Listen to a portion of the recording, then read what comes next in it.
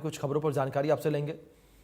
और ये बड़ी खबर जो इस बीच निकलकर सामने आ रही है, आपके स्क्रीन पर ये खबर है। और ये बड़ी खबर जो इस बीच निकलकर सामने आई है चंडीगढ़ से, आईपीएस वाई पूरन सुसाइड केस से जुड़ा हुआ ये पूरा मामला, ये अपडेट है। पूरन कुमार के घर पर पक्ष विपक्ष के नेताओं के पहुंचने का सिलसिला लगातार जारी है।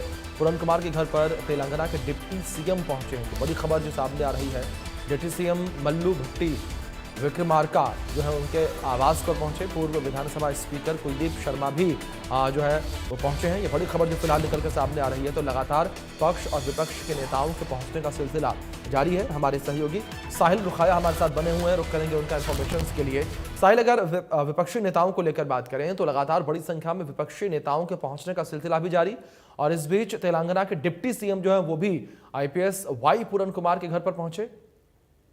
बिल्कुल, अब से कुछ ही मिनटों पहले तेलंगाना के डिप्टी चीफ मिनिस्टर जो है वो आईपीएस वाई पूरन कुमार के यहाँ पहुंचे हैं। शोक व्यक्त जो है वो फिलहाल अंदर कर रहे हैं और उनके साथ चंडीगढ़ बीजेपी कांग्रेस के तमाम लीडर जो है वो मौजूद है। इससे पहले कांग्रेस के जो सांसद है दीपेंद्र सिंह हुड्डा वो भी पहुंचे थे। उनके साथ सतपाल ब्रह्मचारी जो सोनीपत से विधायक है वो भी पहुंचे थे। आदमपुर से कांग्रेस के विधायक भी पहुंचे थे। तो लगातार सत्ता पक्ष और विपक्ष के जो तमाम लीडर हैं उनके पहुंचने का सिलसिला जारी है। हरियाणा विधानसभा के पूर्व स्पीकर कुलदीप शर्मा भी जो है यहाँ पहुंचे हैं। शोक व्यक्त उनकी ओर से किया गया है। परिवार से मुलाकात जो है वो लगातार की जा रही है। और कल जिस तरीके से बिहार के बड़े लीडर और केंद्रीय मंत्री चिराग पासवान भी जो है वो चंडीगढ़ पहुंच रहे हैं, वाई पूरन कुमार के यहाँ पहुंचेंगे, उनकी पत्नी से मिलेंगे, शोक व्यक्त जो है उनकी ओर से किया जाएगा। क्योंकि चिराग पासवान की ओर से पहले ही हरियाणा के चीफ मिनिस्टर नायब सिंह सैनी को इस मामले को लेकर एक पत्र लिखा था। उनका साफ तौर पर कहना था कि इस मामले की निष्पक्ष जांच हो, और उनका यह भी कहना था कि मैंने इस मामले में देश के गृह मंत्री अमित शाह से भी बातचीत की है और जल्द ही परिवार के साथ न्याय जो है वो होगा। इस तरीके की बातें जो है वो कही गई थी। तस्वीरें मैं आपको घर के बाहर की दिखा रहा हूँ, जहां तमाम जो पॉलिटिकल लीडर जो है वो लगातार पहुंच रहे हैं। अभी भी अंदर जो है वो तेलंगाना के डिप्टी चीफ मिनिस्टर मौजूद हैं। इसके अलावा हरियाणा के चीफ सेक्रेटरी अनुराग रस्तोगी भी मौजूद है। तमाम हरियाणा सरकार के आला अधिकारी जो है वो लगातार परिवार को मनाने के लिए पहुंच रहे हैं, क्योंकि 7 दिन बीत गए हैं। 7 दिन बीत जाने के बावजूद भी अभी तक अंतिम संस्कार नहीं हो पाया, न ही पोस्टमार्टम के लिए परिवार राजी हुआ है। लगातार परिवार को मनाने का प्रयास जो है वो तमाम अधिकारियों की ओर से किया जा रहा है। जी जी। आप दूसरी ओर अगर बात साहिल यहाँ पर राजनीति को लेकर करें, लगातार ये भी कहा जा रहा है कि इस पूरे मामले पर राजनीति होती नजर आ रही है। सरकार ने भी जो है विपक्षी दलों से, विपक्षी नेताओं से ये रिक्वेस्ट भी की थी कि इस पूरे मामले को लेकर राजनीति ना की जाए। बिल्कुल, लगातार पॉलिटिकल लीडर यहाँ पहुंच रहे हैं, शोक व्यक्त कर रहे हैं और लगातार सरकार पर निशाना साधने का काम भी है वो किया जा रहा है। तो वहीं दूसरी तरफ सत्ता पक्ष का ये कहना है कि विपक्ष जो है इस मसले पर राजनीति जो है वो ना करे, क्योंकि एक गंभीर विषय है और इस मामले में जो है राजनीति नहीं होनी चाहिए। इस तरीके के जिस तरीके से सत्ता पक्ष की ओर से रिएक्शन जो है वो दिए जा रहे हैं। और सरकार का ये भी कहना है कि मुख्यमंत्री नायब सिंह सैनी स्पष्ट कर चुके हैं कि दोषी कितना भी बड़ा हो उसे बख्शा नहीं जाएगा, परिवार के साथ न्याय होगा।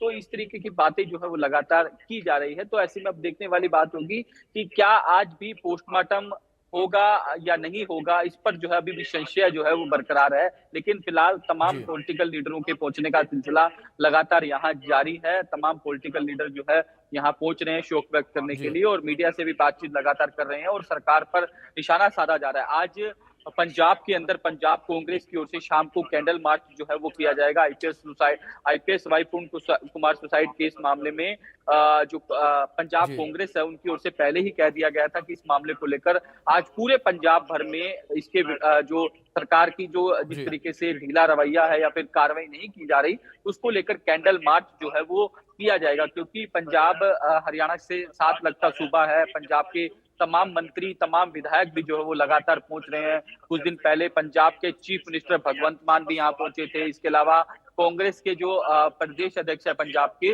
राजा वड़िंग, वो भी कल पहुंचे थे। उनकी ओर से भी कहा गया कि इस मामले में राहुल गांधी से भी मेरी बातचीत हुई है। लगातार राहुल गांधी जो है वो भी परिवार के संपर्क में है और हम यही मांग चाहते हैं कि इस मामले में परिवार के साथ न्याय हो।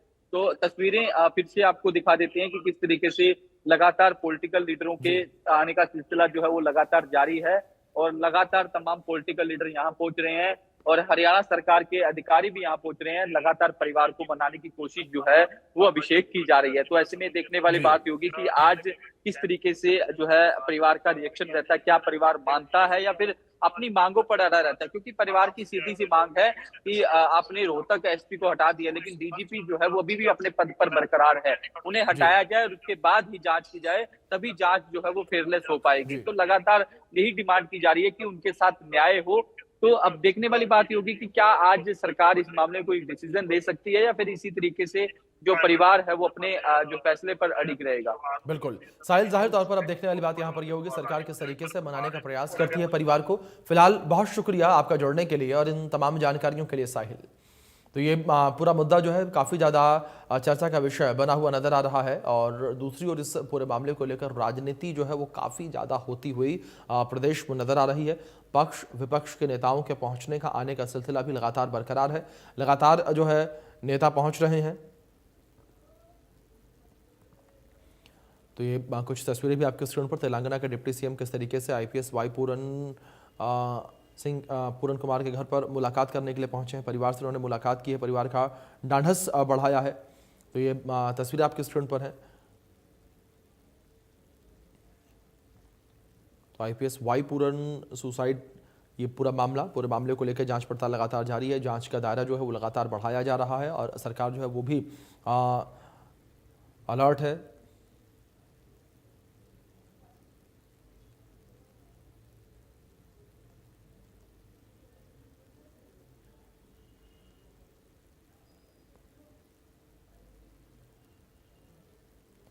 सरकार पूरे मामले को लेकर लगातार रिक्वेस्ट भी कर रही है कि इस मामले पर राजनीति न की जाए। दिनेश कौशिक हमारे सहयोगी जुड़े हैं, उनका रुख करेंगे जानकारियों के लिए।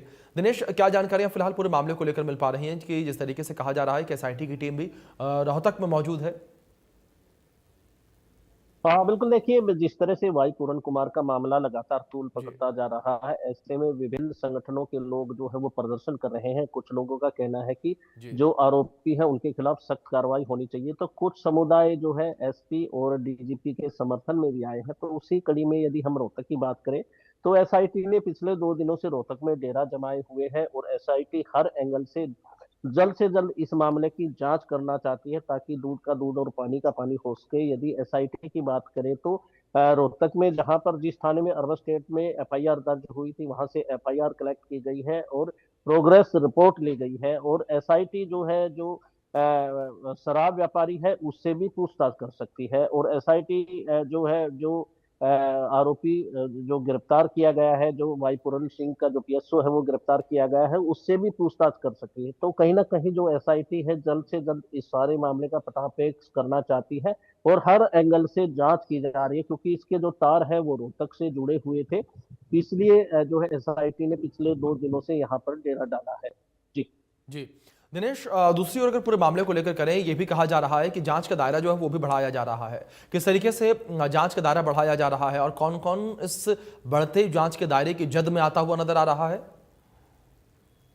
बिल्कुल, जिस तरह से जो शराब व्यापारी है उसने एक बात कही थी कि मुझे आईजी ऑफिस में बुलाया गया और 9 जुलाई को जो पीएसओ है शशि कुमार वो उनके ऑफिस में आया था। तो जो सीसीटीवी थी उसको भी एसआईटी जो है अपने कब्जे में लिया है। इसके अलावा जो ऑडियो रिकॉर्डिंग है जिसका जिक्र बार बार किया जा रहा था वो भी अपने कब्जे में ली है। तो इन सारे मामले की जांच होगी। एसआईटी जो सीसीटीवी की जांच करेगी, इसके अलावा जो ऑडियो रिकॉर्डिंग है उसकी जांच करेगी और ये भी जांच करेगी कि जो पीएसओ है वो क्या वाकई जो है वाई पूरन कुमार के नाम पर 2.5 लाख रुपए की मंथली मांग रहा था या फिर वो अपने पास से ही इस तरह का, क्योंकि जो शराब व्यापारी है उसने ये कहा है कि उसे पहले जो है आईजी ऑफिस में बुलाया गया था और उसके बाद में उसे धमकाया गया था और जो रिश्वत है वो देने का दबाव डाला गया था। तो इस हर एंगल से जांच की जा रही है। रोहतक के जो पुराने एसपी थे नरेंद्र बिजरानिया, उससे भी एसआईटी पूछताछ कर सकती है। तो हर एंगल से एसआईटी पूछताछ करेगी। जी बिल्कुल दिनेश, जाहिर तौर पर पूरे मामले को लेकर लगातार पूछताछ का दौर जो है वो जारी है, जांच का दौर जारी है। अब देखने वाली बात यहां पर यह होगी कि जांच रिपोर्ट में क्या कुछ निकलकर सामने आता है। फिलहाल बहुत शुक्रिया आपका जुड़ने के लिए और जानकारियों के लिए। खबरों में आगे बढ़ते हैं। जानकारी चंडीगढ़ से है। आईपीएस वाई पूरन सुसाइड का मामला है ये। दीपेंद्र हुडा ने परिवार से मुलाकात की है। परिवार को न्याय मिलना चाहिए, ये कहा है दीपेंद्र हुडा ने। मामले में निष्पक्ष जांच हो, दीपेंद्र हुडा का बयान सामने आया। कांग्रेस सांसद दीपेंद्र हुडा ने दिवंगत आईपीएस वाई पूरन कुमार के परिवार से मुलाकात की। इस दौरान कांग्रेस सांसद दीपेंद्र हुडा ने कहा कि यह गंभीर विषय है, इस मामले में निष्पक्ष जांच होनी चाहिए, तभी सिस्टम में विश्वास बना रहेगा। जांच से परिवार की संतुष्टि मिलेगी, तभी देश को संतुष्टि मिलेगी।